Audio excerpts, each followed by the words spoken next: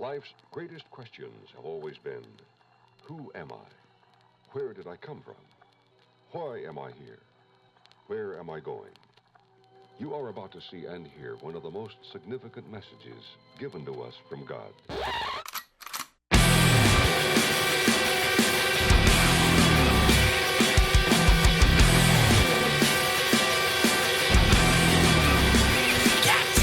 Hello, everyone, and welcome to the first episode of the 15-Yard Opinions podcast. I am DJS, and I am joined by my friend Synyster. Syn, how are we doing today? I'm doing great today. Just got off the football field where it was way too hot, so. It is burning outside. I've been sweating all day, and here I am in a fucking flannel. It's been a hell of a day outside, but here we are today. Just talk about some of the shit inside of the MEL. There have been a couple of podcasts that have been made, but we have decided to come together to talk about the ins and outs no one else wants to talk about. Then if you want to go a little more in depth into why we're here, what our purpose is, why we have made the 15-Yard Opinions podcast. Well, I mean, as everyone knows, multiple people have some grievances with some issues going throughout the league or some situations as they've played out. Some people have some questions about how they came to the conclusions that they did.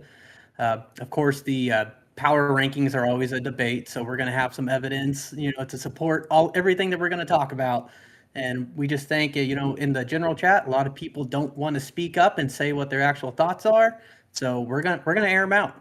Yep, we're gonna be the ones to actually say what people in the chats and people on stream won't say. I have been notorious for being talkative on my streams, to say the least. I've been called out by officials, and I was once almost kicked out of this league for saying things on stream that people did not like to hear.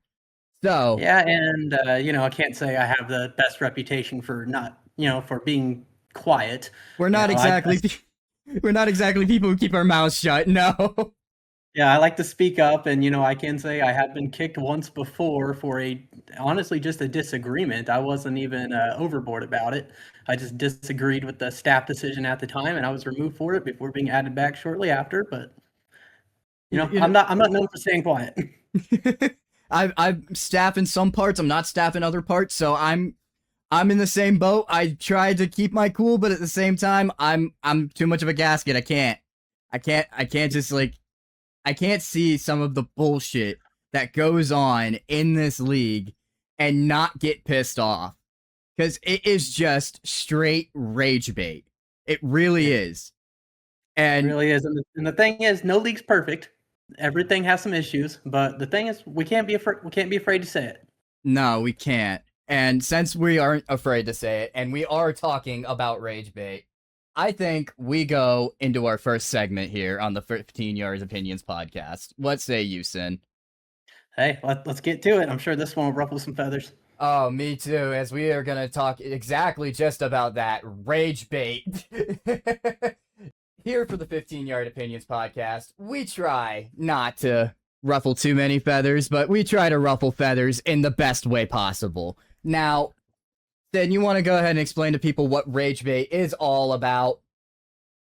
So the rage bait isn't, we're not actually looking to anger people, but the thing is, we know the things that we're going to be talking about are going to rub some people the wrong way, and we're going to get some comments about it, and we're going to spark some arguments, some discussions, and, probably get some backlash from it, but I'm perfectly fine with it.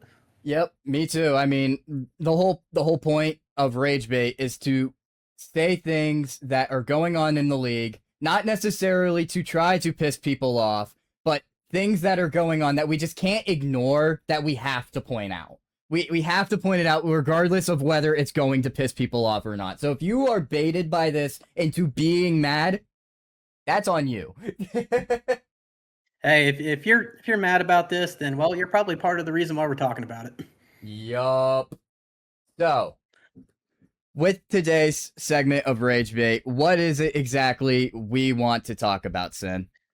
So, the Rage Bait section today is we're going to be discussing the off-season, or our preseason, should we say, and how the draft order was established compared to the rules that were in place at the time, and then how did we get to where we ended up with that draft order? because it completely contradicted with the rule book and statements that were made from the admin.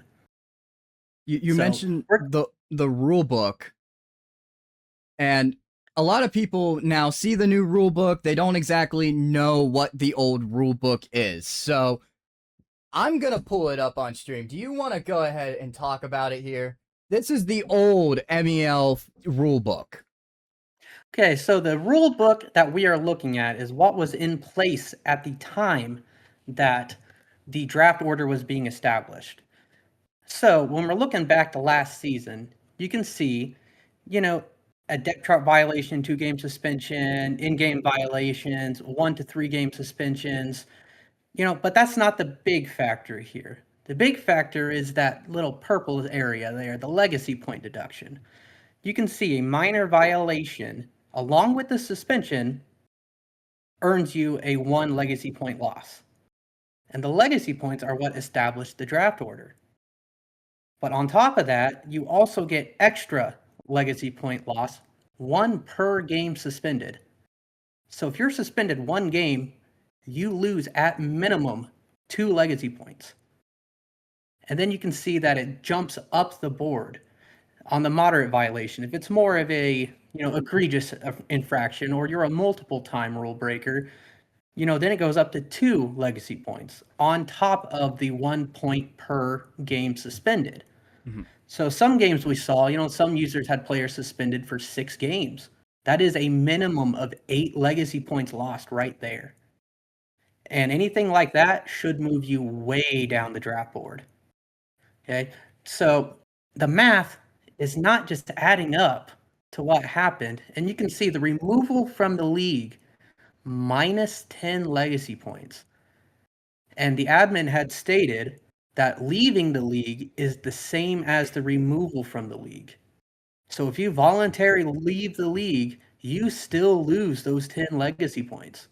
Yep. So that brought up a lot of questions with me whenever we got into the new draft order, especially after this statement that we had from the admin, that came out during the last season that we were playing, and that is this. And I'm going to read it word for word. As announced, this will officially be our final season. Even with that, we still encourage everyone to continue scheduling and playing their game so we can finish the cycle strong. And this next point is a big one. If you drop from the league, you will lose your draft spot and will not retain it.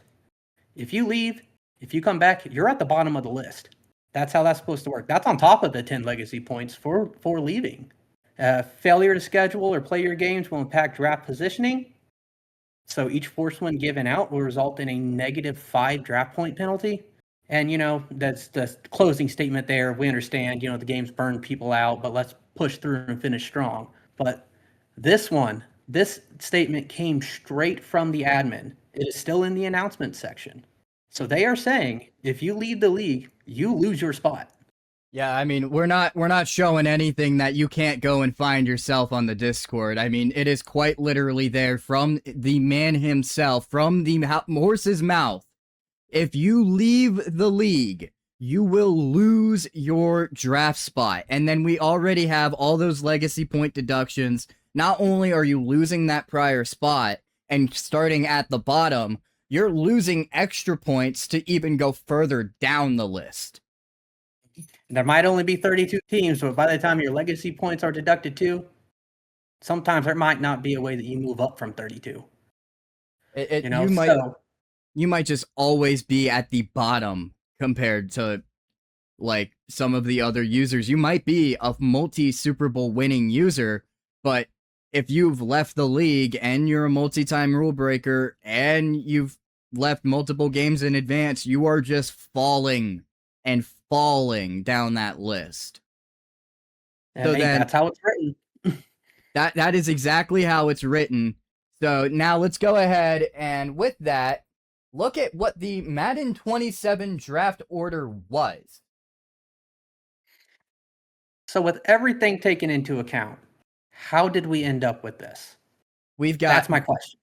We've got Boogie at 3, who left the league early and was a multi-time rule breaker. Not multi-time in comparison to some other users, but has had his infractions here and there. Mm-hmm. Yeah, Boogie wasn't as bad as some others as far as rule breaks go, but 3 still a little high considering everything. The main one that threw everyone for a loop was at number 10 with Scammon. Scammon. I think he was suspended a minimum of 5 times, probably more. I think the only person that was up there with him in total suspensions was Miami Kid, who's not even in the league this year. But Miami's suspensions were getting worse and worse as they occurred. You know, it went from 1 game, then it went to 3 games, then it went to 6. You know, so it was moving the way it should have moved. You know, but with some others we see, no, 1 game here. Yeah, it's still 1 game. It's like, why are we doing that? It's supposed to be building because they're a multi-time rule breaker. So you do have those guys who break the rules so many times and their suspensions are not compounding. So they're not gaining the extra legacy points lost that they should be gaining. And that's the whole issue here is why is the punishment not the same across the board? I guess is how I would word it. It's not equitable and equal, and it's just not the same for everybody. It's showing favoritism in a league where there should be absolutely no favoritism. Absolutely. And on that note, the favoritism, well then why is the favoritism not being shown to the guys that have been here for a very long time? Why is it being shown to the guys who came in within the last couple cycles? I mean, I'm not gonna point too many names here, but I want to mention the rise of AWOL, who came out of nowhere. He's on the staff now. He's gonna be expected to be like the admin going forward, if I were to assume. The admin rise surprised me a lot. When he got promoted to staff, I was okay with that. But then when I saw the went to admin, that one caught me off guard. It's like, why did he go up to admin so quickly? But I mean, as long as he does his job, I guess there's nothing for me to complain about. But I guess that's one that's a to be determined if that was a good call or not. But I'm just not understanding why it happened so quickly. And to go off of that with how quickly he rose up, I want to double that with how he hasn't necessarily added too much unless it was to the rule book. Like when it comes to the day-to-day function, you don't really hear AWOL's name.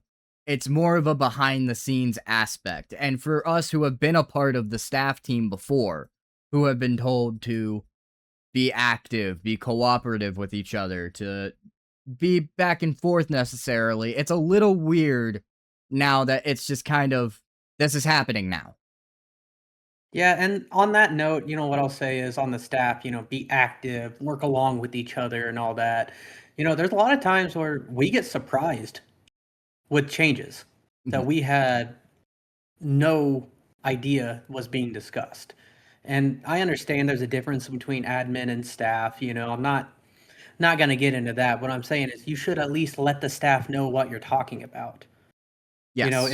If you're trusting your staff to help run the league, well, then you should trust your staff to at least include them into the changes that are being discussed and at least get their opinion. You don't have to take it, but at least let them chime in with their thoughts because maybe they thought of something that you didn't.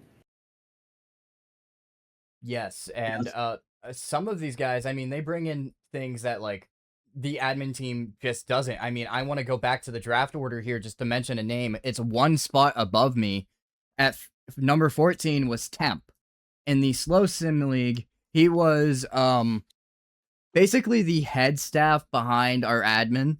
And he did a lot of the running, a lot of the statistical work, made sure the sliders were good. We're adding sliders to be into the regular MEL, head-to-head league, and has since dropped because of the lack of communication. Yeah, and Temp is one, I can say a lot of his ideas are really good. I know he's newer to the league as well, and I'll stick to my point of don't take the word of the new guys over everybody else. But Temp has offered up some great ideas that honestly I feel like a lot of things he says just get ignored, and for how good his ideas have been, I don't think that's the right way for that to go. Temp is a very smart guy. He really is. And he might not be necessarily the best head-to-head user on the MEL, 4 page, but he's a great team builder. He understands scouting, and he understands the ins and outs of a league and how it should be ran, how certain things should flow, how certain aspects should be, how the game should feel. Temp is a really smart dude who just gets ignored a lot. So Yeah, not that's not one I would like to change. I would like for his opinions to start be taken a little more seriously. yes, and not to call Temp out, not to throw his name out there, because I'm sure he's more or less looking to just kind of stay a little under the radar now, because he doesn't really make himself known in general too often. He's had his He enemies, doesn't. but he's He doesn't. more or less And quiet. honestly, the thing is, we need less yes men and more people that are willing to offer their ideas and speak up if something just doesn't sit right with a sudden change that nobody knew about. Because the thing is, leagues run better when they are made up of the ideas from the staff member and the users involved. Yes, because we mentioned all of the previous rule book, and then we have this draft order, and everyone in the staff is like, what the fuck? How did we get here? And then during the draft and the day of, and then just recently, we get this. The new MEL draft ranking point system. Yeah, this is one that really rubbed me the wrong way because I had no idea as a current staff member, I had no idea the point system was being redone. And my issue isn't that it was redone, it's what our new rule book was put into place the 14th of this month of August. I believe so. So why were we using a new rating system that was not even in place yet officially because the old rating system was in the active rulebook at the time? Why are we using a new one that nobody knew was coming? And then why are we trying to explain it the day of using it? And it was clearly flawed. Even the commentators during the show were like, I think this is a little favored to heavy playoff users. Yeah, and my problem with this one is look at the big change you see. Leaving the cycle early, -3. It was 10. It used How to did it drop all the way to 3? that is one thing that really pissed me off too, was we had a -10 legacy point deduction and a loss of draft spot that then shifted into, oh, you only lose 3 points, which if you make the playoffs once with a division win, it nullifies it completely.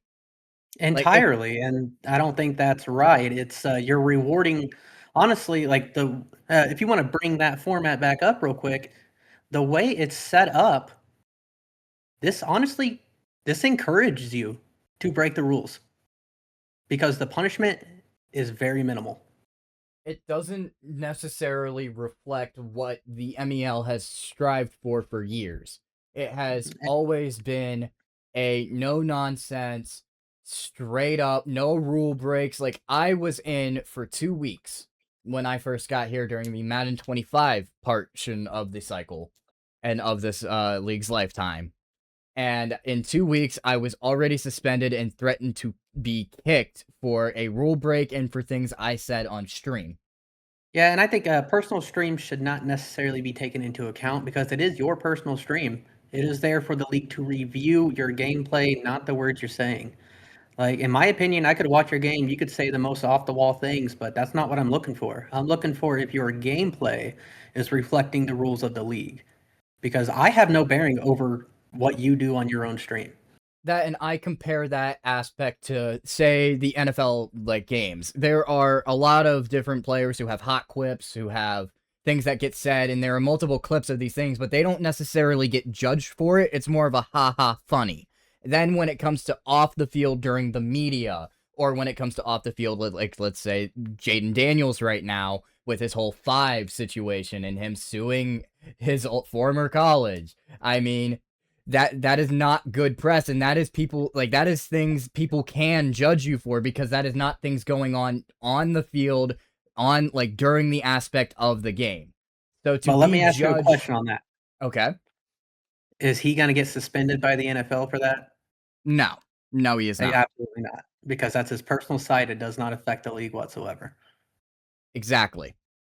So like it's things like that where to have it be reviewed upon and then potentially suspended upon, to then go to things like this where you could do multiple rule breaks, leave the cycle early, come back, and then win a bowl, and then out of nowhere you're the 5th spot in the draft. Yeah, and that's the problem I see with this current ranking system, on top of the fact that it was used with no sort of announcement, and the fact that it was not the system that was in place at the time of making the draft board. So why did we secretly do this and tell nobody until the new rulebook came out on the 14th, several days after the team pick? It doesn't make sense now. It didn't make sense then. I'm genuinely lost when it comes to this entire new ranking system and the new rule set. Like, and the thing is, back on this ranking system real quick, there were rumors going around through the general chat and through the DMs and stuff that some people were threatening to not join the league if they didn't get their draft spot back. So with that being said, that looks like where this point system was made up from. It's the, look, we want to punish you slightly, but we want to make sure you at least stay in the league. So we'll cave to you.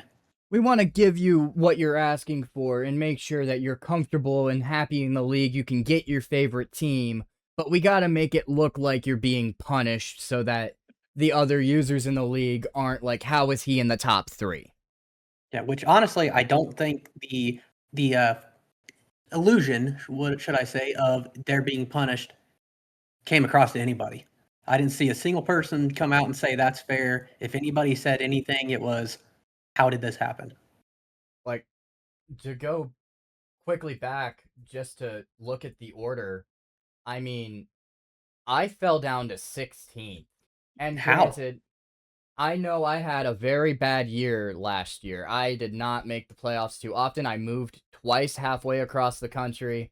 It was a hell of a year for me last year, and I had maybe 2 rule breaks. That one of them, of which goes back to your point of people complaining and getting their way, was threatening to leave the league over being suspended. And then after about 20 minutes of this, it comes back, and then I'm suspended for 2 games. Yeah, it's not a good look. And honestly, talking about the new point system again, the tenure ranking. The tenure ranking. How long have you been in this league? Why is that the lowest point rewarding system that there is? I've been in here since the beginning, since year 1. Why is it only half a point? Loyalty is not rewarded there. No, they're taking away the aspect of loyalty and sticking with the MEL year to year and getting through full cycles, and is now rewarding to the, well, you can come in for about a month or 2, leave, then come back, and then you can make a playoff run, and we won't really punish you for it. Yeah, I don't know. In my opinion, it's not a good look. Me and some other people got into a discussion about it, and what did they start saying? Well, you should have won more games. Well, you know what? Yeah, I should have. But at the same time, this system should not have been created to favor those that were breaking the rules and were leaving the league. Yes. That's what that really boils down to, is whether I was winning games or you were winning games, we have both been here for a really long time, along with some others, and why are they consistently at the bottom of the board? Why are they getting moved down? If anything, they should be maintaining or dropping 1 or 2 spots at maximum just for their tenure score, because they've stayed, they've been here. And they've been consistent. Like, they've proven themselves to be consistent MEL users who are either competitors or at least active within the league and are constantly providing value to the league in one way or another, whether it be through media, whether it be through competition, whether it be through simply just staff work behind the scenes. Yeah, there's some guys who maybe they don't give great results on the field, but they are very valuable members of the league, and they're always here. They always play their games. They should be rewarded for that. guys like TRB. Yeah, and honestly, on the field, TRB is getting better. He really surprised me towards the end of last cycle. He stepped up his game, but yeah, I mean, he's always here. He's fairly quiet overall. He doesn't cause any problems. He plays his games. He does everything he's supposed to do, and he stays here. Doesn't make excuses for his losses, doesn't make anything up for his wins, just plays his games, sticks with it, builds his team, and he's a solid guy. Honestly, I'm going to make it a goal to try to start an argument with TRB just to see if it'll work. Because that, like, he won't. He absolutely will not. Just to see if he has any kind of, like, nerve to, like, any kind of angry bone, because he just doesn't argue. He really doesn't. He's just like, no, yeah. He just takes it. He just takes it as it comes, says a good game, and moves on. Yep. And so those types of guys need rewarded. Yeah, and instead they're like, granted, he did not have that bad of a spot when in comparison to some other users. Like, if we do go back to the draft order, he was there at 9th. Yeah, he's there at 9, and I'm glad to see him there. But I don't know. I feel like he should have a higher pick still. I feel like instead of guys within that 6 to 8 range, I feel like TRB could have been there. I mean, you got Bello at 23. Yeah, Bello left the cycle early. Looks like he got punished for it. Shima has had his up and downs, and he's been necessarily, like, here consistently, but also not, and yet he's down at 19. So it doesn't look very equal across the board as far as how things were done. But with that being said, I think we've spoken all we can on this topic. We've pointed out everything that can be pointed out, and I'm sure we're going to get a whole lot of backlash for that. But you know what? That's what this segment's about. Yes, we're here to ruffle feathers. We're here to tell people, hey, this is some bullshit. What we really thinking about here? And if we're gonna get backlash for it for just simply stating facts, and that's rage bait to some people, that's on you. I'm okay with it. That's strictly on you. We're not here to try to piss you off. We're here to try to state the facts. And if it pisses you off in the process, yeah, so good. I am okay with getting some backlash from it. So, if we're gonna be done with rage bait here, how's about we say go into more of post the draft and post like, okay, what were people talking about after teams had been revealed? People had finally seen, okay, past all the rumors, past all the who's Ted Hendricks, where we were in the draft, what teams are what the divisions were, and most importantly, what our power rankings were going to be. Oh, the most controversial topic that we have in the league. Who is the best? I am ready for this. Who is the cream of the crop? Now, power rankings. It's a very simple explanation here. You give a top 20, you give a top whatever, you give your best users of the league. And there have been a couple of power rankings that have been given out, but the main one that was given out recently was from Doc and his top 20. And before we necessarily go into like his top 20, I think we need to talk about like some of the expectations from last year to go into this top 20 of this year. I think that's a good idea. Let's take a look at last season's preseason power rankings. So when I look here, I don't see many problems.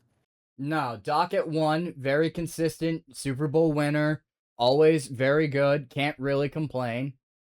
Billy at 2, maybe a little high, but at the same time, Billy, consistent user, had one of the best teams, can't really complain. Bookie at 3, AWOL at 4, Miami at 5. That top 5 is basically perfect. And then we get to the 6 through 10, which maybe a couple changes. Maybe Bing was a little too high. We didn't know much about him. Bus, in my opinion, was too high. I think maybe swapping you up to 8 and moving Bing and Bus each down one spot would have been fair based off of, previous history. But overall, no real complaints here. Yeah, I really can't say too much about how like this turned out. I mean, there are a couple of names that seem a little low, like Bello at 13 with the Packers could have been a little higher, maybe. Diz at 15 with the Falcons, maybe could have been lower than Vontae with the Seahawks. I mean, it's a few names that you can shuffle around, but this is like all of these users you see here I would consider all of them top 16 users. Yeah, Maybe the only one is Bang, who I wouldn't. even if you change some numbers around where they were, I think the right was it 16 were up there. Yes, I completely agree. And like when you had the expectations from Madden 25 going into those rankings, you can't complain with the names that were thrown on there. And then we have even further proof to further back our claims. We have those preseason expectations and how they actually ended up. So for the Madden 26 cycle, these were the team win percentages. This is how Neon ranked the users for last cycle. I went there, I had Neon put it in order how they would rank them, and this is what it came up with. So this, compared to the last cycle's preseason rankings, is fairly accurate. I think they got it right for the most part. I can't say I disagree. I mean, you have a couple outliers. Obviously, can't take away from Scammon's year. Scammon with them Bengals. We both shared a division with him. And for one reason or another, while we can both say he had his reasons for winning, we can't take away from that win percentage. I mean, the dude absolutely dominated all cycle with them Bengals. And then he left early, and even with leaving early, they still finished 9-8, and they still had a positive record for him. Yeah, overall, you can't take away from his win-loss total. You can't do that. Sure, you can have some questions about things he did on the field, which led to those suspensions we already talked about. But at the end of the day, he did get the W's. He owned our division, and as much as I hate to say it, my ego hates to say it, he ran our division the whole cycle. He really did. It ran through Scammon. It did. I didn't like it because, up until the last couple cycles, Scammon really wasn't that big of a threat. But the last couple cycles, he figured something out, and now he's a hard one to stop. And I've played him a little bit for Madden 27. He's still trying to test some things out, but I can tell you right now, Scammon is gonna be scamming. He's gonna find his ways. He's gonna play how he plays. And he is the guy to beat for basically anyone in the league who has a gripe with him from last year. If you are pissed about last cycle, it is probably because of Scammon. Very much so. But I also want to point out on this Neon ranking, of course, there were some teams that had multiple users. So the overall team record can be a little skewed one way or the other based off when the user changed. But for the most part, the names listed are the ones that had that team for the majority of the cycle. Yes, I mean, we go back for the previous 16. We had Miami Kid as a top 5 user, and he's no longer here. He hasn't been here for quite some time, and it ended up being kind of a mixed cycle for him. So those Dolphins really ended up being kind of a 50-50 split. You can't really judge either the team or the user for that. Yeah, I thought Dolphins went through a couple users. You see the name G Money listed there. That was the last user that Neon had registered as the Dolphins user. So some teams were getting passed around quite a bit. Like you see the Bills down there, it's a Billy plus 4 because they went through 5 different users last cycle. And one thing I want to point out, everybody said Billy killed the Bills. No, he didn't. 1 user left, and then 4 others did not stay also. You can't pin what other 4 people did on Billy alone. No, you really can't. I mean, there were multiple people who had hands on that team, and they really no one did anything with them. Like, you could maybe say, oh, one person did this to the roster, and it is not just what you are given, it is what you work with it. There are multiple people in here who did not have good teams. I mean, you look at the Panthers, who are not necessarily a good team, and they had the 4th highest win percentage from Neon. Yep, that's because Methodical ran wild with them for the first few seasons. You'll look at 11. I mean, shout out Sauce Boy. I'll give him his flowers. 11th with the Giants. Sauce Boy was always putting up winning records, and that should count for something. And in this situation, I think Neon takes that into account. Maybe you're not always making a championship run, but that's not all about what the rankings are. It's about how consistent are you? Yes. Are you winning or are you not? And there are obviously some users who you see here who definitely disappoint. I mean, you see, I'm down at 18. I did not have a winning record last year. Like I said, I had my gripes last season, and I'm not afraid to hide from it or ashamed to admit it. I own up to it. I had a bad year last year. You know what? It's not only you had a bad year, you were gone quite often too. Yeah. So to be gone that much and still come close to putting up 500, that's a fairly respectable record for how many force wins you had to give out last cycle for you just being gone. That, and I couldn't stream my gameplay. My Wi-Fi was so bad. I mean, I literally had to talk to the staff to give me a 2-month grace period to not stream my games to allow me to continue to play in the league. So I mean, there's always some circumstances around some people that affects even this overall win percentage here. Some people had games that were incorrectly placed force wins and they got force losses instead. Or, the wins weren't set and then they ended up losing a sim that should have been a force win, or, injuries were not turned off before advance, so they lost their best player for the next few games. And, mistakes happen that are out of their control and they did what they could with it. But sometimes those mistakes really came back to bite them. And honestly, they shouldn't be judged for something that was out of their control. I agree. And that's why I see these rankings from Neon, and while I love them, I have to take some of them with a grain of salt, because some of them, like we said, are multi-usered. Some of them are situational, where they either weren't around or they had things going on or mistakes that cost like wins or players that they desperately needed. Mm-hmm. I mean, and then, you got that whole talk that just drives me crazy. People are like, well, you should have won more games to make up for that force win mistake. No, you shouldn't have. Maybe you should have won more games at different times, but no other game has any bearing on that game that was messed up. Like, if you missed the playoffs by one game and you had a force win error that lost you a game you should have won, the problem was the force win error. And staff needs to take accountability of that. It's not the fault of the user for not winning other games whenever the mistake was made on that game, and that game is what would have put them into the playoffs. Yes. That is where the staff has to be able to own up to their mistakes and be able to make rights to these mistakes.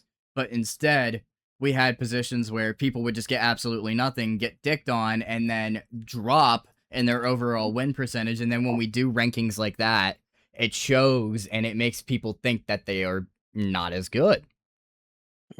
Yeah, it's but honestly, the biggest thing is just take accountability. Quit trying to find a way around it. You messed up. You cost a user. You need to make up for it somehow, not pin it on them for not winning other games. Yes. So, now that we have taken all of those statistics, all of the preseason expectations, all of what happened the prior year, and knowing what the team reveals were going to be now, this is what Doc came up with for his top 20. You have Scammon at 1, Doc put himself at 2, Shima at 3, Boogie That at one's 4, surprising. 5 is AWOL, 6 is Cool Under Fire, 7 Sweets, 8 Sauce Boy, 9 Flyboy, and 10 is Vontae. And then, prior to him leaving, Methodical at 11, Mac at 12, Dallas at 13, Kakashi at 14, Bello at 15, I'm at 16, Malibu at 17, Dios at 18, Druel's at 19, and finishing it off, 20 is Bang. Is it okay to laugh? Yes, it is, because it's actually fucking pathetic. I mean, that's about all I can say on that. Is it okay to laugh? Like, so, Like, You know what? There's users on here that Doc knows that other people don't, such as Mac and Malibu. But the thing is, if no one else knows them, or maybe one or two people know them, how are they making the top 20 already? They haven't been here. They've done nothing here. They're not proven. And you can't necessarily take strength of team because no one really knows Mac, and the Steelers are a horrible team this year. Steelers are weak. They were a bottom 5 selected team. They were drafted in the last 3 teams of the MEL draft. This is actually not a shot at Bang. How do you put the Titans in there if we are taking team into account? I mean, it doesn't make sense. And not shaking shots at Bang because he is a solid user. He has his moments where he does shine, and you can't really fully sleep on him at all times. But the Titans are just so bad.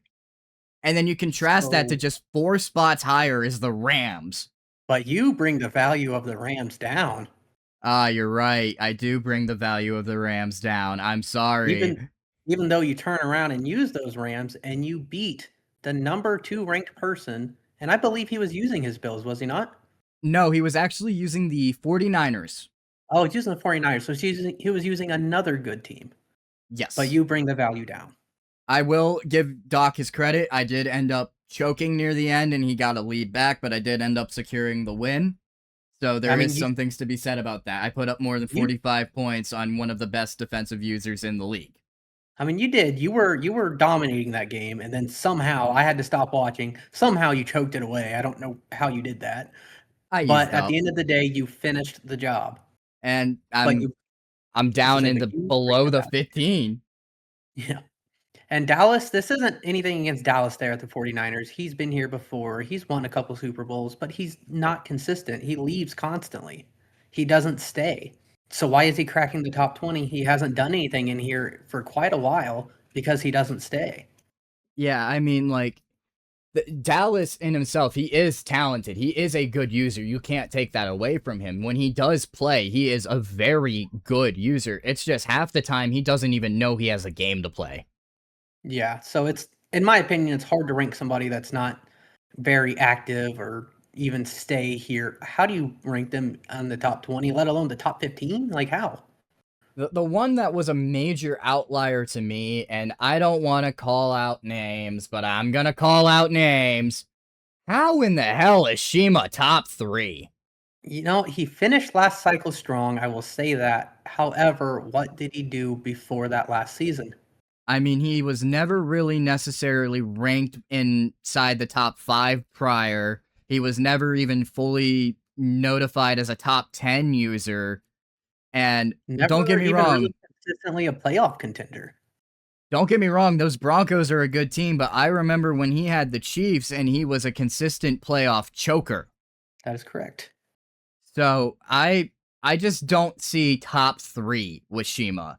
It's not that I think he shouldn't be in the top 20. He absolutely should be. But top 3 is way, way too high.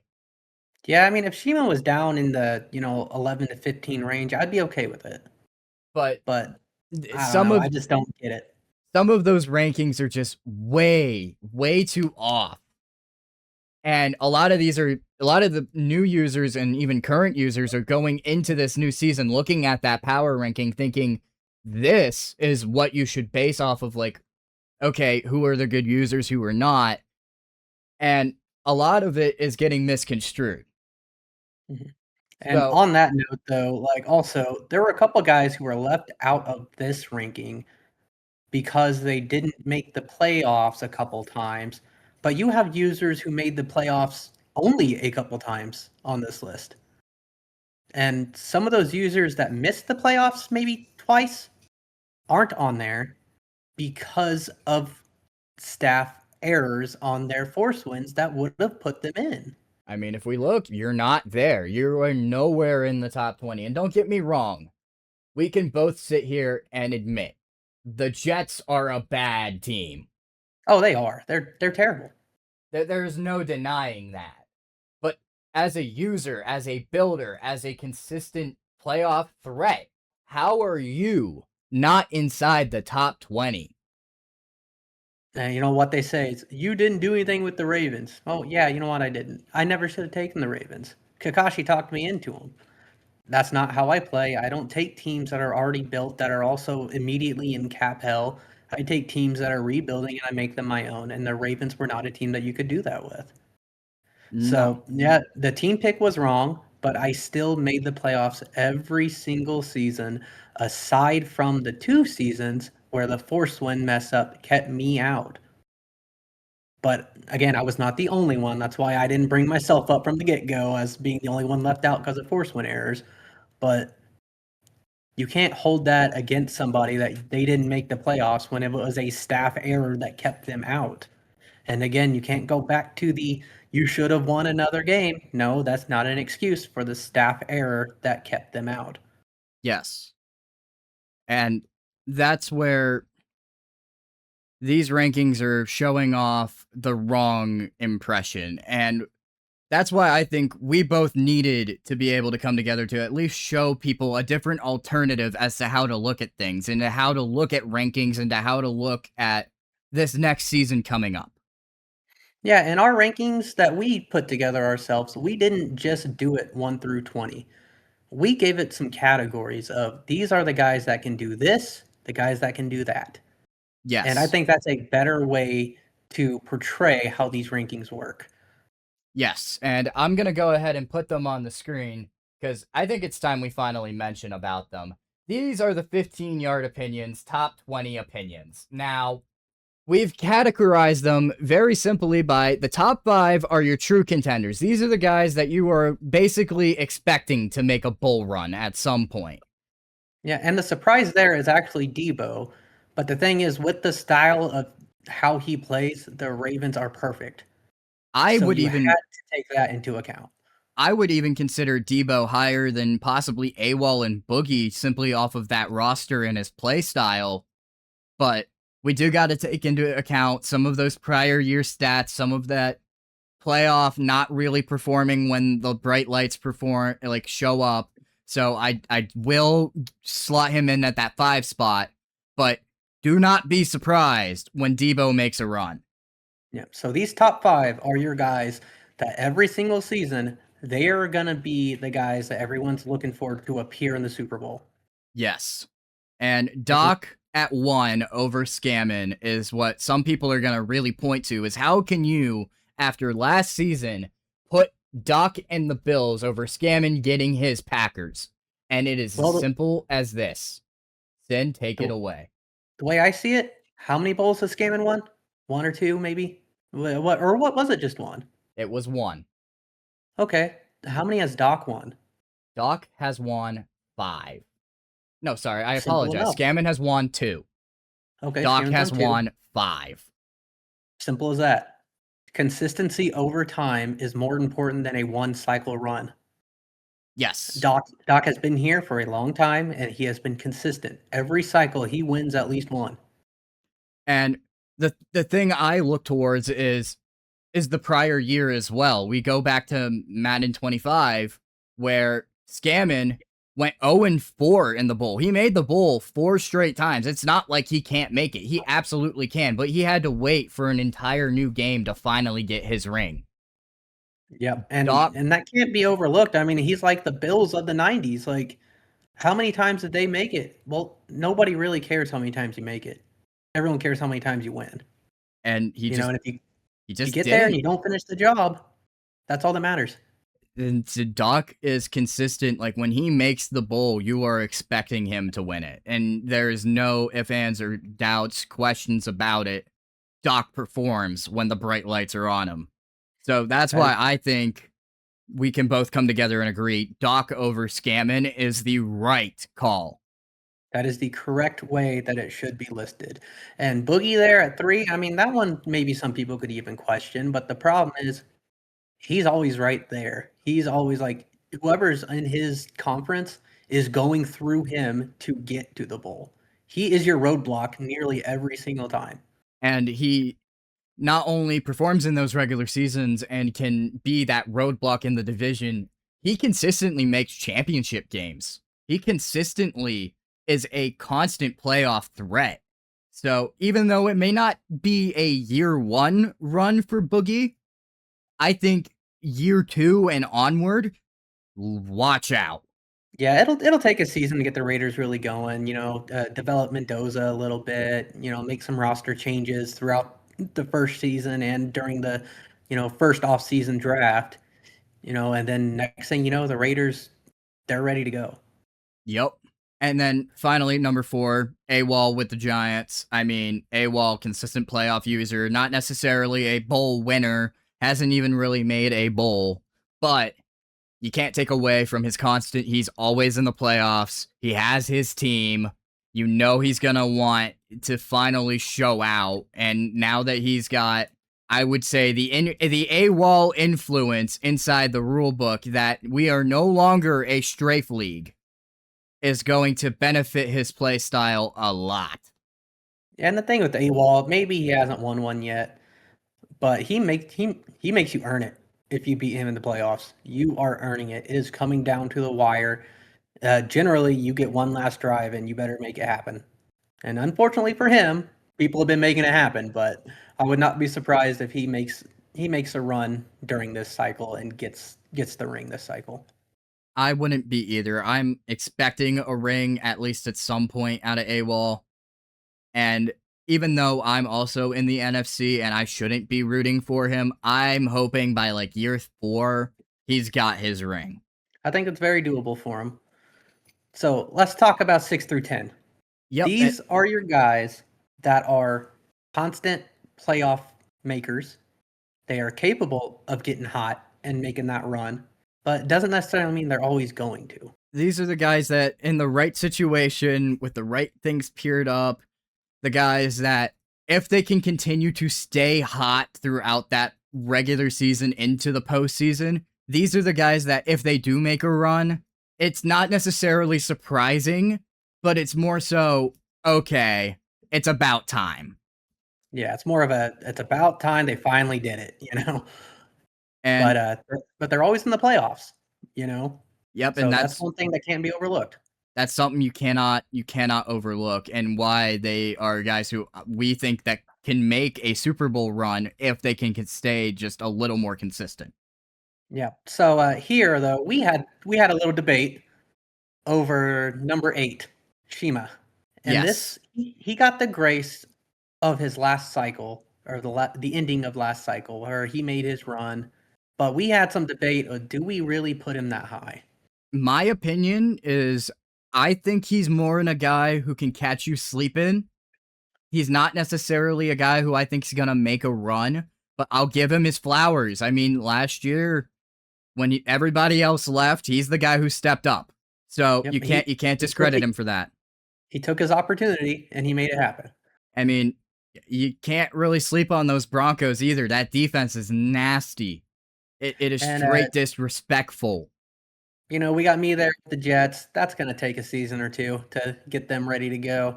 But you with the Rams at 10, your team's ready. This team is built. And if I can get Aaron Donald. Yep, year 1 is your time to go. Like, you need to just everything you can do all in season 1 before your slow, steady rebuild and reloading happens.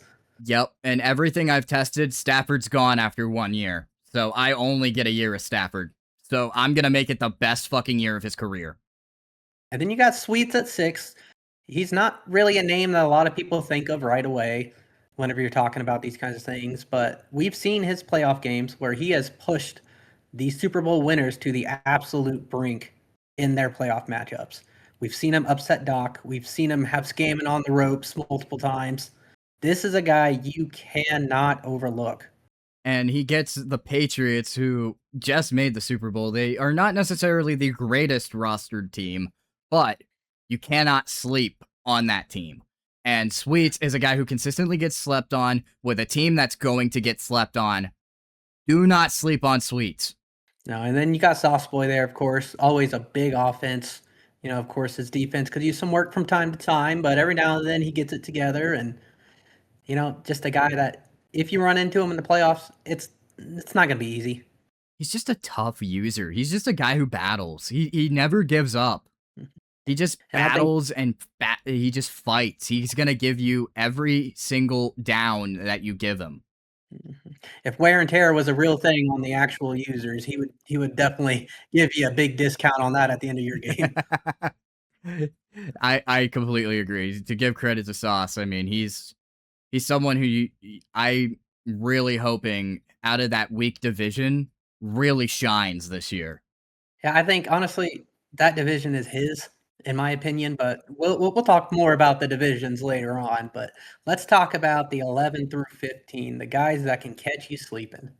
These are the guys that you don't expect anything out of them when you either go into their game, or the users that you're expecting like kind of a battle, but you're gonna think you're gonna win, and then out of nowhere you blink and you're down by 14 and you only 2 minutes left in the fourth quarter and you're like, how did I get here? Yep, they're the guys who you expect to win, but like you said, next thing you know, you look up and it is way too close of a game to be comfortable with. And the thing is, Kakashi at 11 was one that I debated. I felt like maybe it was a little high, but again, going back to the end of last cycle, I'll give him some flowers. He made a good run. You know, he got in the playoffs. I think he won 1 or 2 games. Like he was making it happen. But the problem was he was not a consistent playoff contender. No. I think he only made the playoffs twice. You know, and to me, that's something that needs to be taken into account rather than a 1 year run. It's how often are you there? Yes, and this is Kakashi's last season. It has been notorious he's retiring after this year.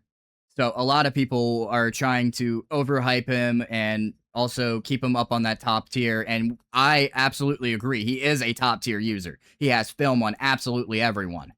He is someone who is going to give you a tough fight whenever you go in to battle him. But Yeah, consistency has been his biggest issue.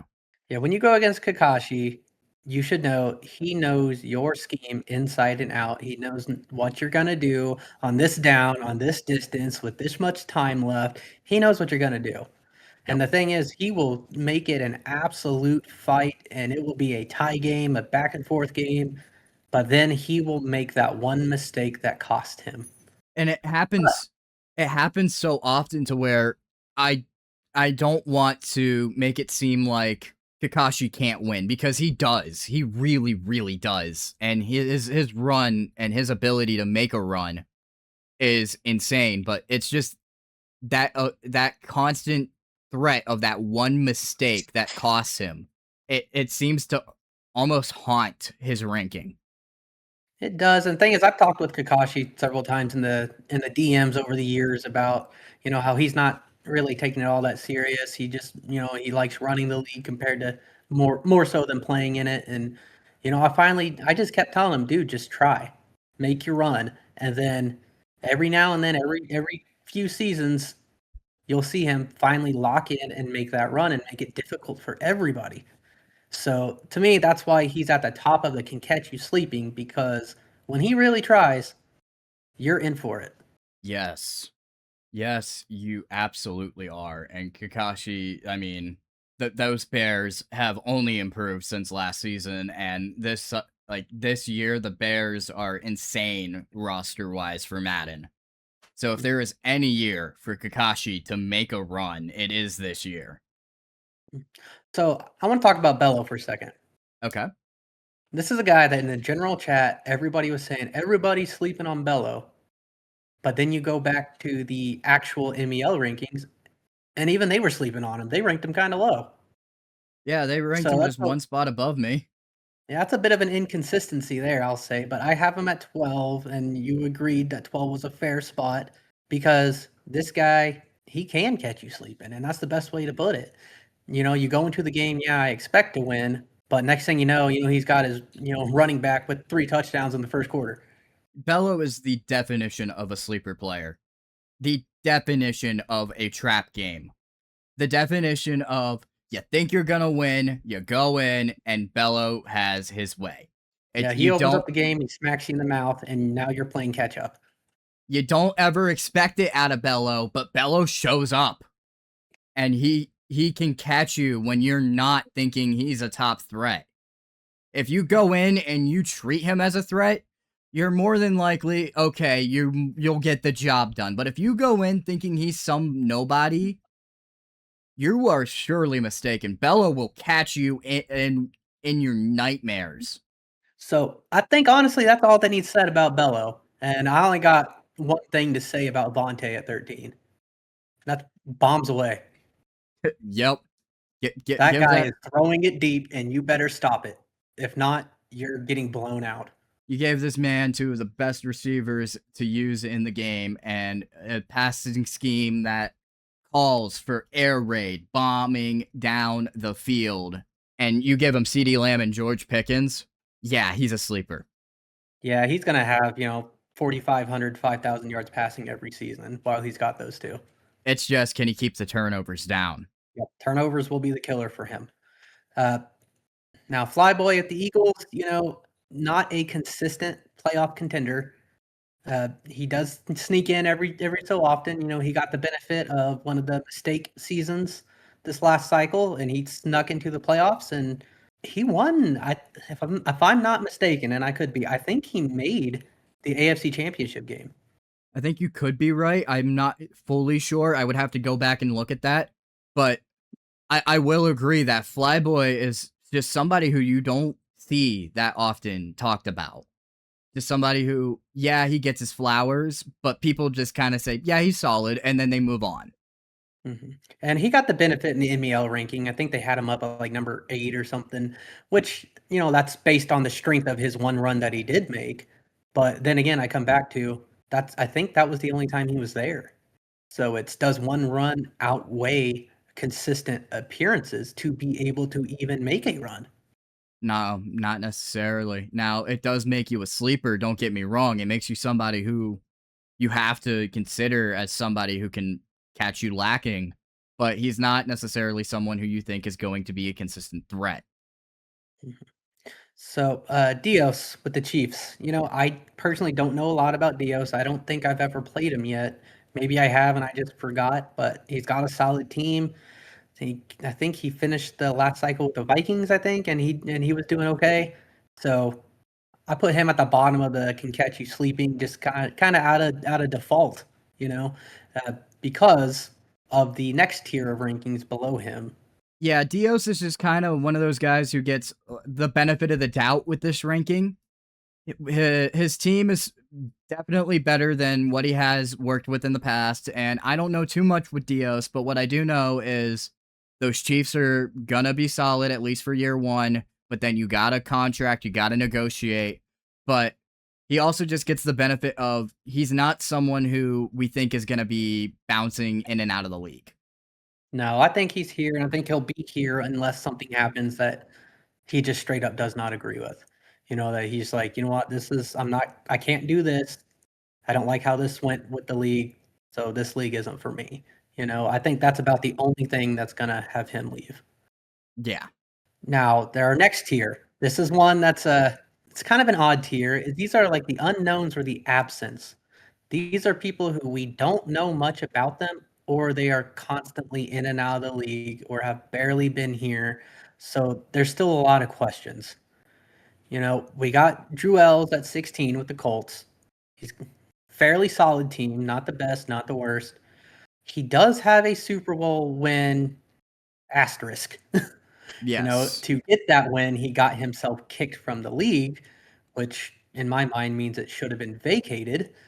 But nonetheless, they still awarded it to him, and then they just kicked him out of the league. And I think he sat out an entire cycle before he came back the last cycle. But I mean, Colts are a solid team. Drell's is not a bad user, but it's just one of those that I think that new point rating system is going to benefit because he has shown he is not above breaking the rules to get the win. Yes, and I don't want to harp too much on the old point system. We've already gone all over that we need to, but Durrell's, with all of that being stated, he is somebody who we have to at least look at through rose-tinted glasses. He is somebody who could make that bull run, but is he really going to make that bull run as a real threat or as somebody who's been kind of tweaking the rule book to his favor. Yeah, and to me, that just can't be overlooked. If somebody's willing to knowingly break the rules to get the win, uh, to me, that's something that you can't just rank them high because of the end result. It's how did they get there? Yes. Now Dallas at 17, multiple time Super Bowl winner in MEL. The problem Yes. is he doesn't stay.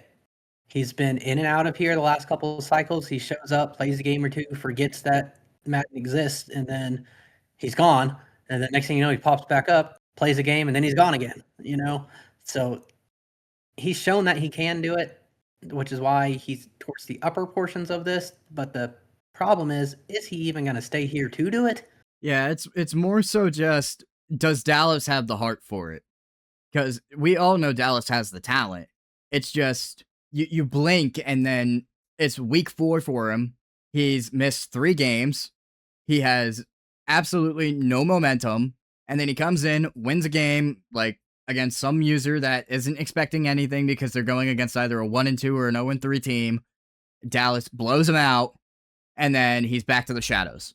Yeah, that's one of those. Unfortunately, I played in a league with him before. I believe I brought him into MEL to begin with whenever he started his Super Bowl runs, and he was a very solid user in there, very active. So I brought him to the MEL. He was very active, won a couple bowls, and then he just disappeared. Now, being fairly solid user overall from what I've seen, problem is he does tend to quit kind of easily. Bang's biggest issue is his team is horrible and his decision making sometimes is questionable, that it makes him so pissed that he just doesn't even want to try anymore. And which sucks, because I think if he does put in the time to the Titans, I think he can make them a legitimate, consistent playoff contender. For me personally, I don't see Bang as a top 20 user contender. I think because of the Titans and because of the spotty decision making, sometimes he should fall lower, but because of some of the more unknown, the newer users we're bringing in, I think he gets benefit of the doubt with a lot of his rankings, that he's at least known and he's tenured. Yeah, I think that's a fair way to put it. We've seen that he is capable of things. The problem is he doesn't ever really see it out. No.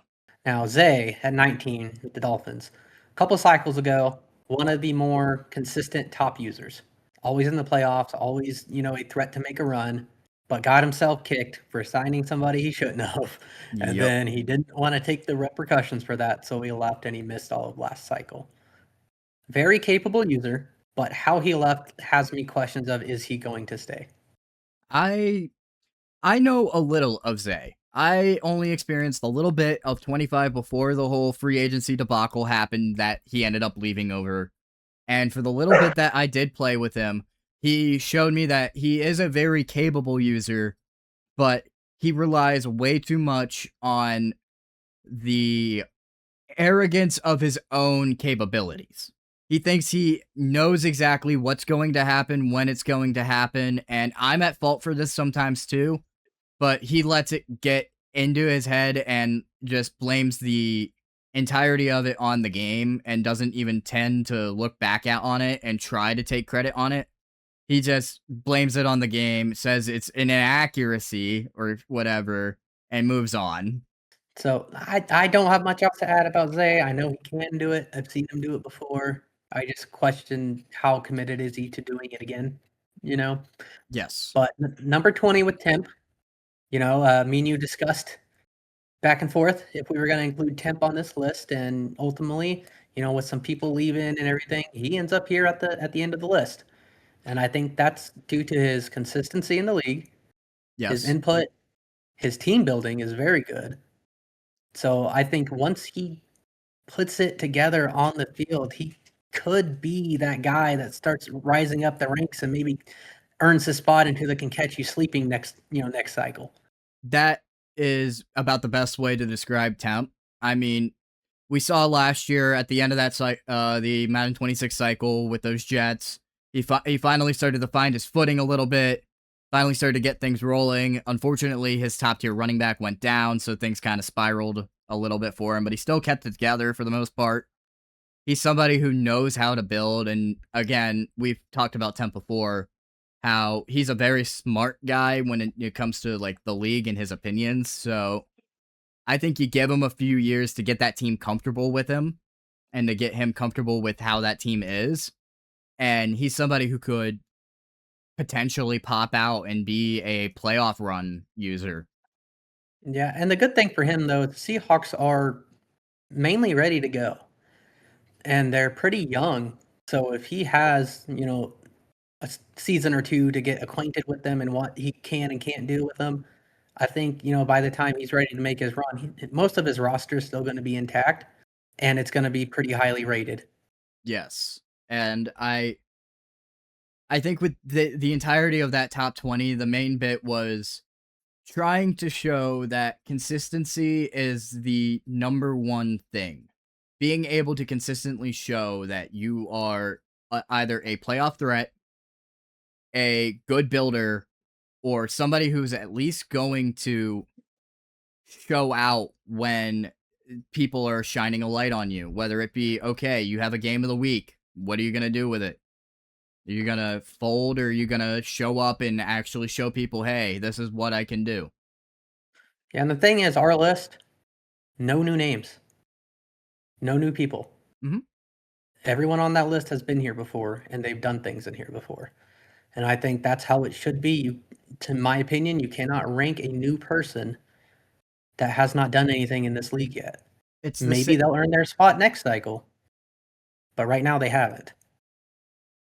To me, it's the same argument people have with the Madden ratings and rating rookies higher than certain players, like some rookies getting rated as an 82 fresh out of college when they've never taken an NFL snap. Take that same aspect into the MEL, take those users who have never played a single game, but are still getting rated higher than the people who have been proven to be playoff contenders. And it's just like a how. Yeah, I have an issue with that one. Yeah. So, with all of that kind of goes over our top 20 and can kind of reveal the entire list of all of the teams that the MEL now has to show. And we broke it down by division to make it easy for everyone to follow. The AFC is listed at the top, the NFC is at the bottom, and we have it going east, north, south, and west in respective order.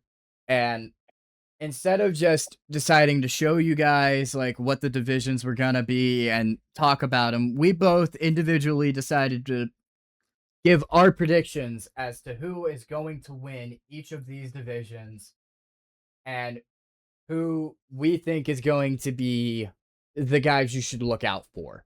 And not only did we give them predictions as to who we thought was going to win, we gave a win expectation. So you can come back to this and see, okay, did they perform higher or lower than the expectations?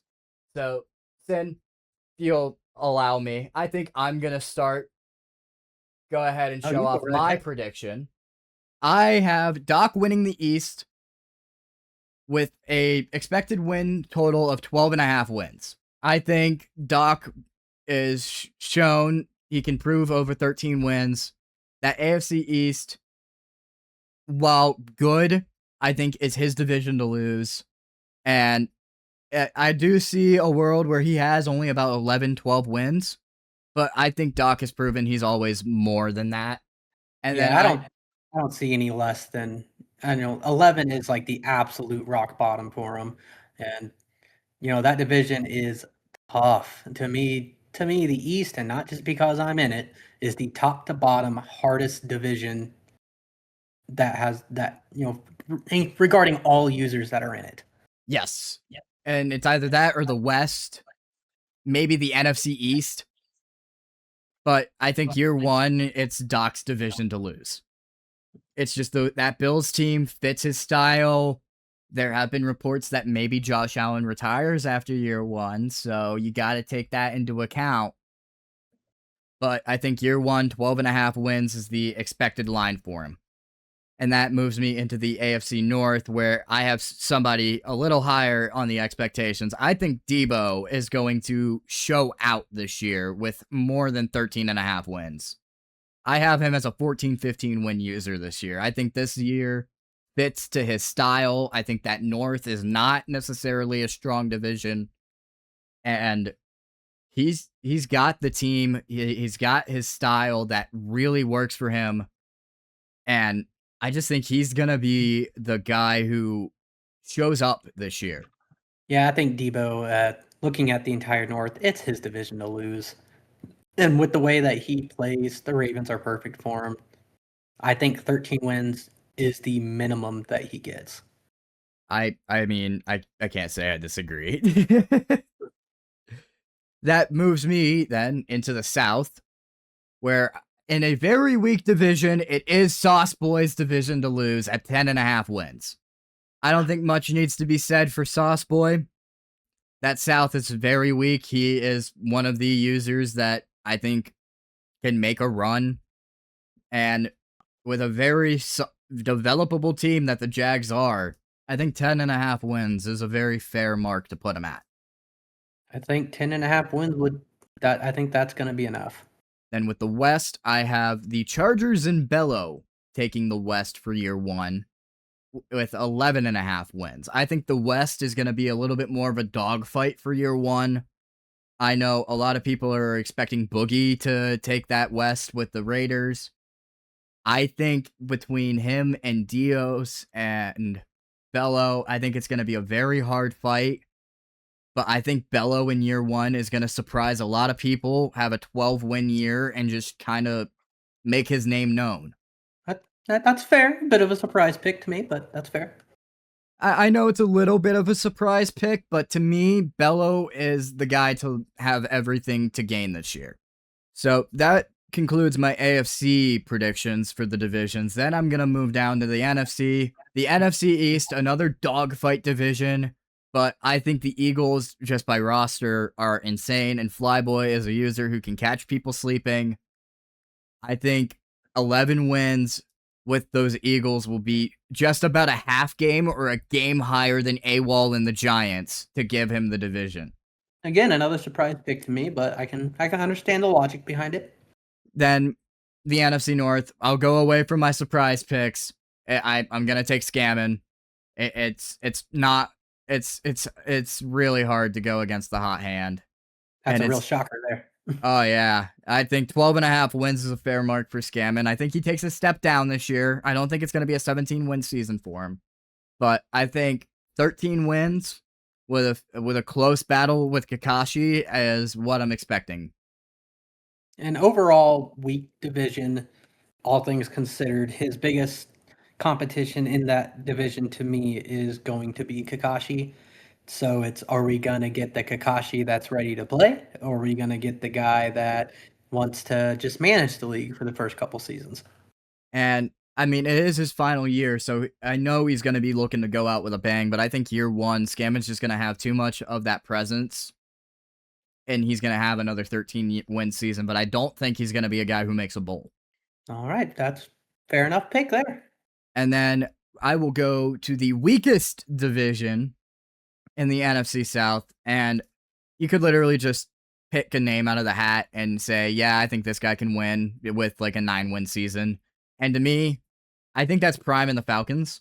Yeah, the NFC South is really just pick somebody and you have a pretty good chance of being right. I'm not going to sleep on like Malibu and those Buccaneers, but it's really just, I think Prime has the better overall defense and the better overall like offense for this year. With Bijan, yeah, they ruined Bijan Robinson's rating, but he's still gonna be the back in that division. Yeah, and I mean, they might have got his rating a little wrong, but he's still one of the best backs on the game, so you got to take that into account. I think Prime should run through Bijan. I think it's just Bijan and Bijan and Bijan all day long for Prime. Yeah, I mean, you got Drake London, but it's Bijan. Maybe a little sprinkle of London in there every now and then, but you really can't just ignore your best weapon and basically your only weapon. London's solid, but he's not Bijan. And then finally, the NFC West. A little bit more of a mixed division, but I think it's slightly weaker this year, and I think it's my division to lose. I have myself with like either a 12 or a 13 win season taking the division. Yeah, teams taken into account and the mix of users there, I would say that's a fair pick.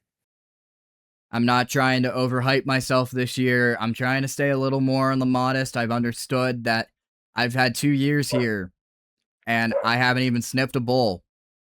But I think a lot of people are going to be sleeping on me because of last cycle. And this year, I'm going to really show out with one of the best teams in the game.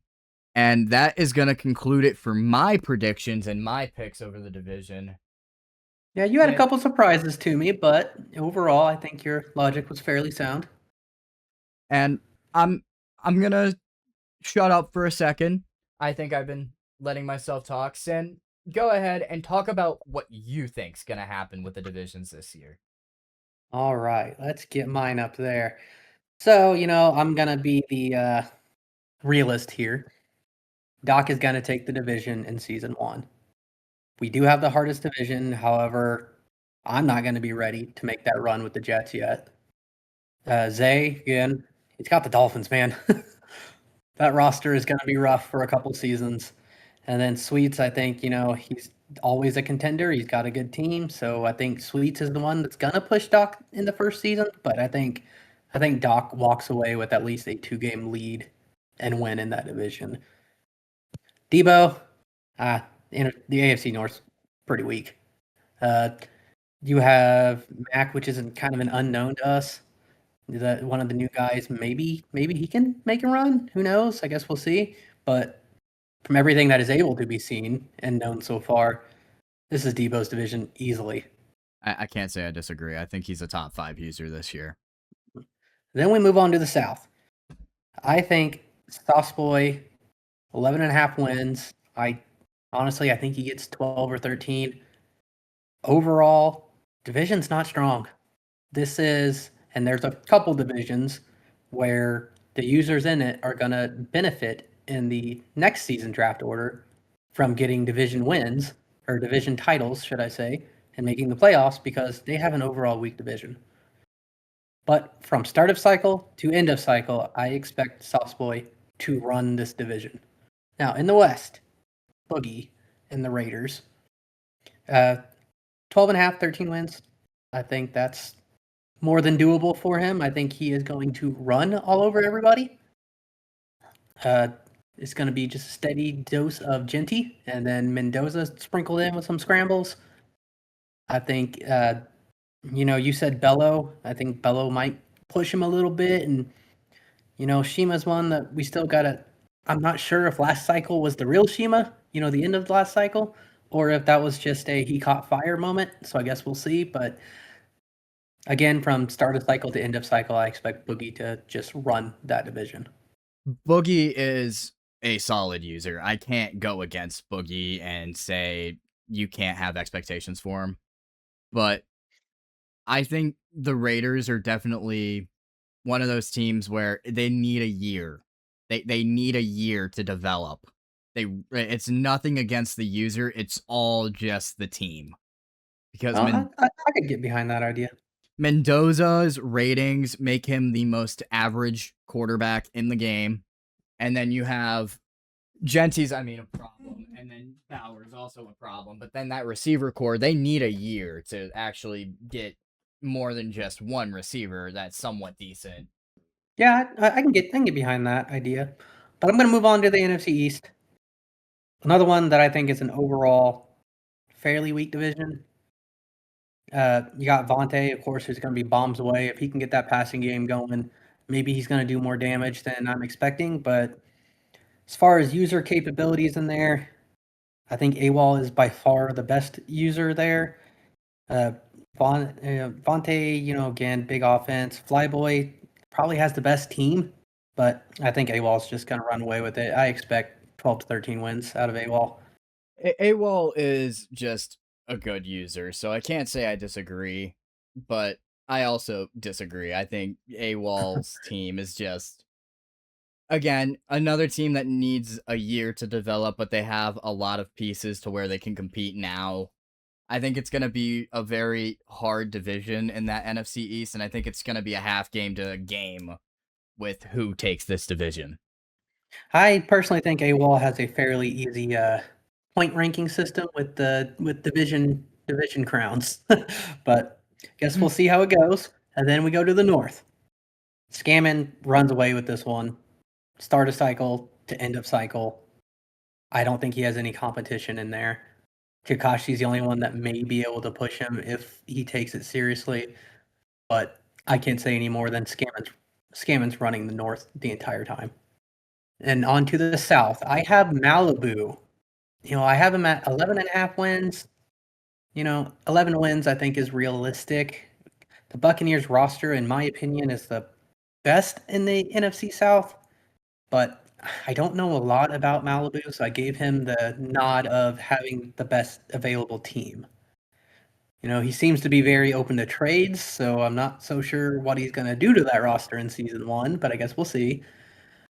And then moving on to the West, I have you winning it. I have the Rams at 11.5 wins. I expect maybe 12. And overall, fairly balanced division. I think honestly, anybody can upset anybody, but I expect the Rams to be the best team there. One of my biggest problems and questions is Dallas going to show up with the 49ers? If he does, I think your life's going to get a whole lot harder. But that's one of those we'll have to wait and see. As of right now, I have you, DJ, with the Rams, and I expect about 12 wins. I can't discredit Dallas. I think he is going to be a problem. But the thing with Dallas that is my biggest gripe is he going to be there? Yep. And I don't think he is. So I think it's really just going to be me, Temp, and then Face. I've heard things like good things about Face, that he's a solid user. It's just that Cardinals team sucks. Cardinals team is bad, and honestly, I think Face was in the MEL when at the beginning when I came in. I think he was fairly solid, but he hasn't been here in a while, so it's hard to really judge. I really just wish I knew more about him, but I don't. I just don't. So he's an unknown for me. I'm going to treat him as a threat until further known, but I do agree. I think it's my division to lose. Mm-hmm. But I think that concludes the power ranking aspect. I think we've talked all about the users who we think are going to win, how the top 20 should be listed, and kind of the gripes that we have with the inconsistencies of the other power rankings. But now I think it's time we talk about some individual people. Yeah, the bitching session is over, and the controversial rankings have been spoken, so I'm sure we'll hear all about those. But this next segment, I am really looking forward to this. This is a great idea you came up with, and I'm excited for this one. Well, thank you. I can't take full credit because we have been talking about this back and forth, but I do think it's time we finally get into something that isn't the power rankings. It is time for Stock Up or Shut Up. All right, so this segment is one we are going to talk about 5 different users that we have chosen, and we're going to make this simple. It's stock up. We expect them to do well, or they will meet the expectations. Hold, which means we're undecided what they're going to do. We don't really know. They could or they couldn't. We're undecided. And the shut up section. You see the clown there, and that's because those guys have not earned the hype that they're getting. One single run does not mean you jump all the way up to a stock up status. So I'm excited to get into these 5 that we chose. Me too, man. I mean, this is going to be a segment that we're going to have reoccurring where we constantly can look back at some of these people either during the midseason or in the postseason. Should you buy into these people? Or should you maybe take a second? Or should you just get out while you still can? So I'm looking forward to some of these people who in the preseason have been getting some of this hype, whether it's deserved or not. And I think it's time we talk about the main man, the guy of the hour, the guy who is having his last dance here, the admin himself. Let's talk about Kakashi. I'll let you take this one first. Now, when it comes to Kakashi, a lot of people really want to just take the last dance aspect of this. They're looking at, okay, it's his last year. The Bears are a really good team. Where do you go with it? And Kakashi's one of those guys who, in all honesty, he can be the nightmare that you just, how does he know everything?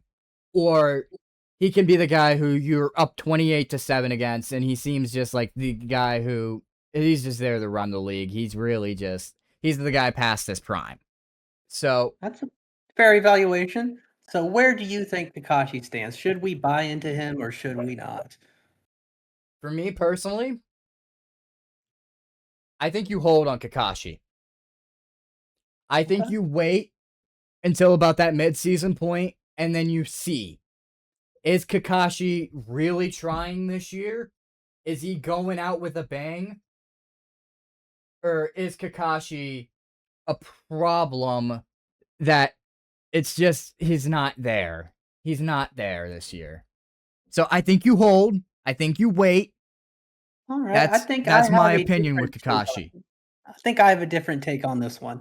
He made a great run at the end of last cycle, but that's the only run he made, and it always happens. It's always towards the end of the cycle before he does anything. So I am going to label this a shut up. The hype is not warranted in this case, as much as I respect Kakashi and what he can do, he just doesn't do it. So that's about all I can say. It's he just doesn't do it. That is definitely like, it throws me for a loop because I understand, but at the same time, we both know that side to Kakashi. Oh yeah, we both know he's very capable of doing it. But the problem is, he just doesn't. And that's where I can't get past that point of, potential over results is, eventually you got to look past the potential and look to what the results actually are. I can understand that. And when we come back to this, I feel like Kakashi is going to be a name that we pick up again. So we'll come back to this when we come back for episode 2 and see just where Kakashi's placement really is. Is he actually the guy who's showing up this year? Or is he the guy who's managing the league this year? That's right, and that's all that's gonna determine it. And for me right now, history speaking, he always waits to the end of the cycle to start taking it seriously, and then he might make a semi-good run, but he never makes that ultimate run to even get to the championship of his conference or make a Super Bowl. So that's a shut up for me, unfortunately. All right. So now the next name on Stock Up or Shut Up, we have both agreed that we need to talk about Shima. And the hype that Shima has gotten. Shima's hype is astronomical based off the ending of last cycle. And I will give him his flowers. I will give him the respect he deserves. Scammon stepped away. He stepped in and he took his opportunity and he made the absolute most of it. But what it boils down to me is, what did he do before that? What has he done consistently over the cycles that he's been here? And most of the time he is a borderline playoff contender, sneaks his way in sometimes. Honestly, I think more often than not, he doesn't make the playoffs. So that's all I can say on Shima right now. Yeah, I mean, when it comes to Shima, it's a lot of people trying to buy into last year. It's a lot of people like trying to give him his flowers of, okay, he can show up in the regular season. But I think both of us are in agreement when it comes to Shima. Everyone, please, shut the hell up. He's not that good. It was one season. It was one run when everyone stepped away. When all of the good users stepped away, yes, Shima did step up. but it took everyone who was competition leaving for him to step up. Yep. So that's one for me. I can't look past that. Shima, I hope you prove it again this season. But as of right now, I am absolutely selling that stock. Shut up. Please. Now that we've come to agreements on Shima, we finally have been able to tell everyone, please stop buying into this hype. Let's talk about a man who, does he deserve it? Does he not? We have the songbird of the MEL. AWOL and them Giants. I'll let you start with AWOL. I'll let you take it away. What are your opinions on the stock of AWOL? So AWOL is one of those. It's no matter the team he has, no matter the quarterback he has, he will run a system that works, and he will win, and he will make the playoffs every single time. So looking at the Giants, not the greatest roster from top to bottom, but not the absolute worst. A fairly weak division overall. I am absolutely stock up on AWOL. This guy is going to be in the playoffs every single season. That is his division, and somebody better change my mind on it because AWOL is running away with it with the New York Football Giants. All right. You say something about someone changing your mind. Allow me to try to change your mind a little bit here. AWOL is a consistent playoff maker. AWOL is a consistent top-tier regular season user. AWOL is a consistent championship choker. He has never made a bowl in his entire life cycle here in the MEL. He and I are basically the same. The only difference being, last cycle he was able to make the playoffs more because he didn't move halfway across the country. That's fair. That's fair. So to me, with this Giants roster and how raw the talent still is, I think people should hold. I'm not saying give up on AWOL because he's gonna make the playoffs. He's gonna be someone who's gonna be a contender. But I don't think the hype of him being this Super Bowl contending player has been warranted yet. All right, I got a hasn't question. Shown it. Go ahead. If you had to give it a percentage, like a 50-50, a 60-40 or whatever, what would you say the odds are that AWOL makes a bowl and wins one this cycle? The odds that AWOL makes a bowl and wins one this cycle, I will give you two separate ones on if he makes it and then if he wins it if he makes it. Okay. The percentage to AWOL making a bowl in the NFC this cycle, I think, is around a 40-60. Okay. 40 he makes it, 60 he doesn't, huh? Yes. Okay. Simply because the talent pool in the NFC is a little thinner than the AFC, but it's just, can he finally prove it? I don't know. And that Giants team, it's raw. It really is. So you give him time to mold. I think we come back on this a little later. I'm probably a stock up, but when it comes to the Super Bowl, AWOL and specifically the Giants, I think you have to wait to see. And I think it's about a 40% chance because of that roster with the other users that he has to get through. If the stars align, I think he can. But if he runs into Scammon and the Packers, he's done. I myself, I'm going to give him a 60-40. 60 that he does win one this cycle, 40 that he doesn't, because he does have a tough path to even make the Super Bowl. However, with the new league changes and new users, new divisions, there are some users I don't expect them to do quite as good as they did last cycle. So I give AWOL a 60-40. And I will give him his flowers, though. If he does hit that 40%, I think it's about an 80-20 of him winning it. Okay, if he can make a bowl, I think it's his year to win it.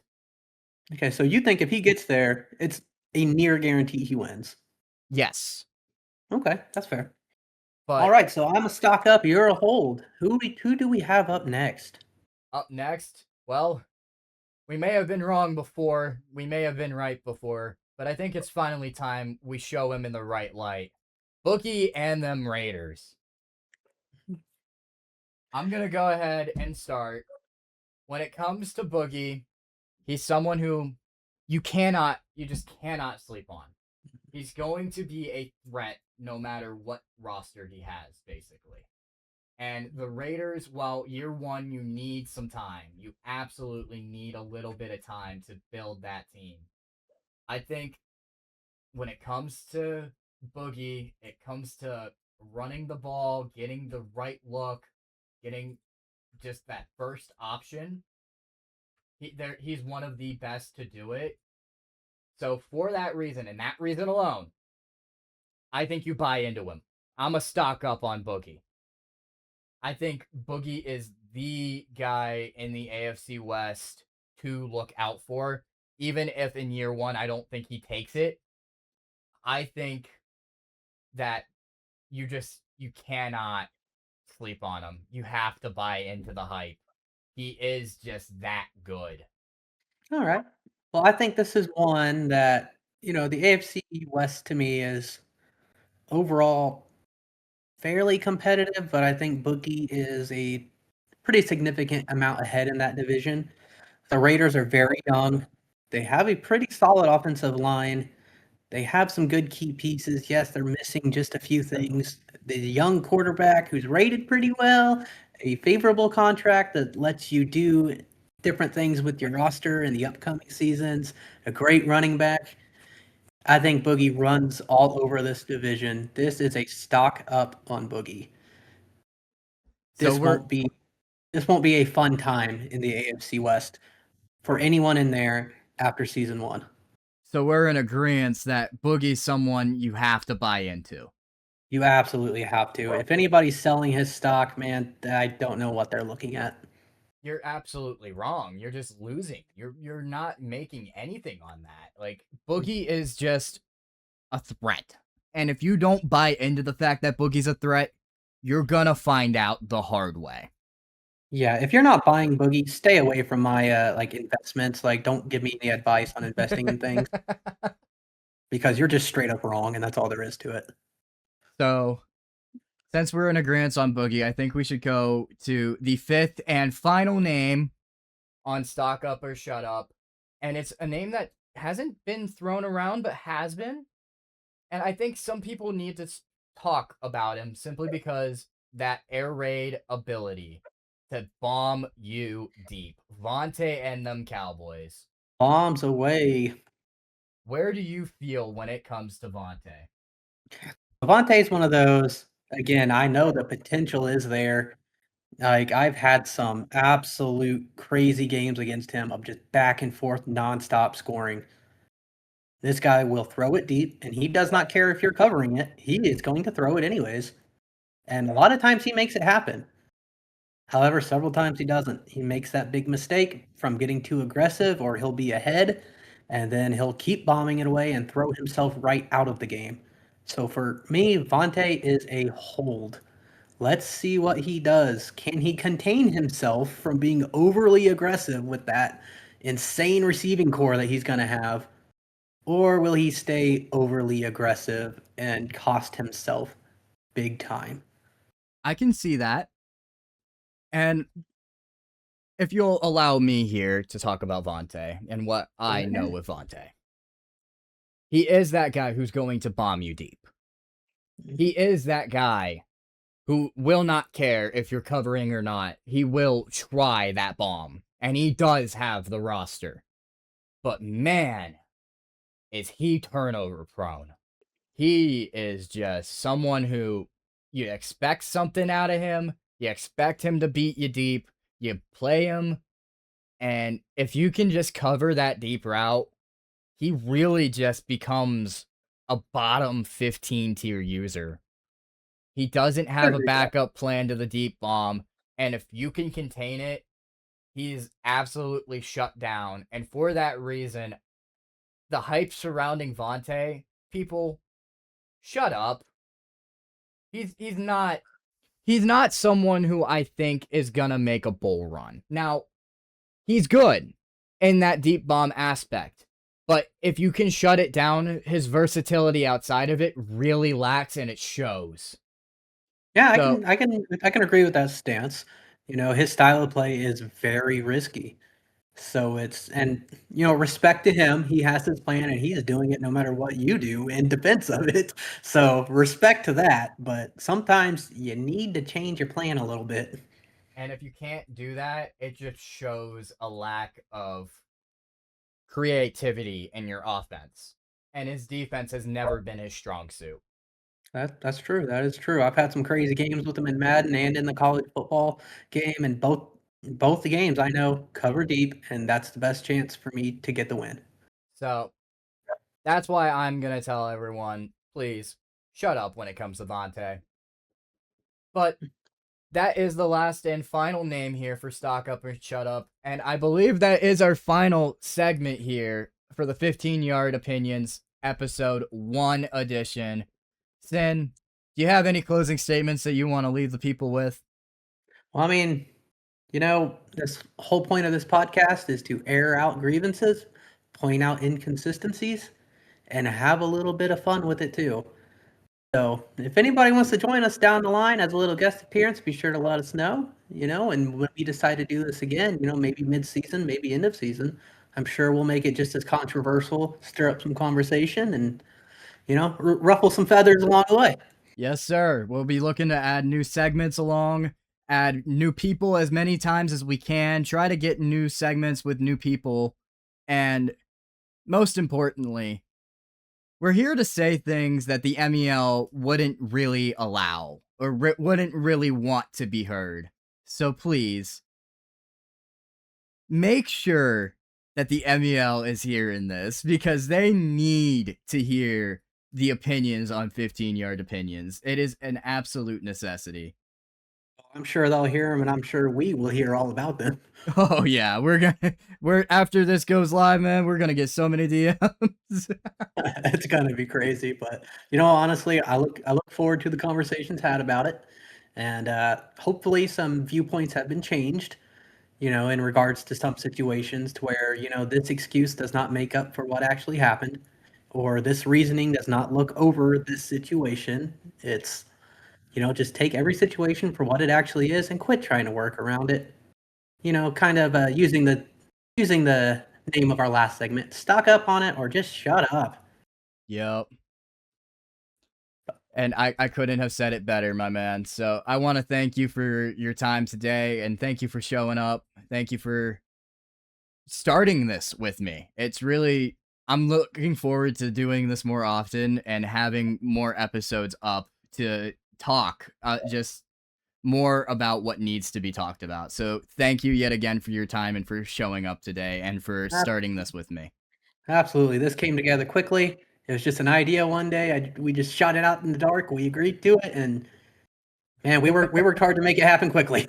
Yep, and here it is. So, but thank you to everyone who's tuned in so far to episode 1 of the 15-Yard Opinions podcast. We hope you guys have a good rest of your days. Thank you all so much. Have a good rest of your day.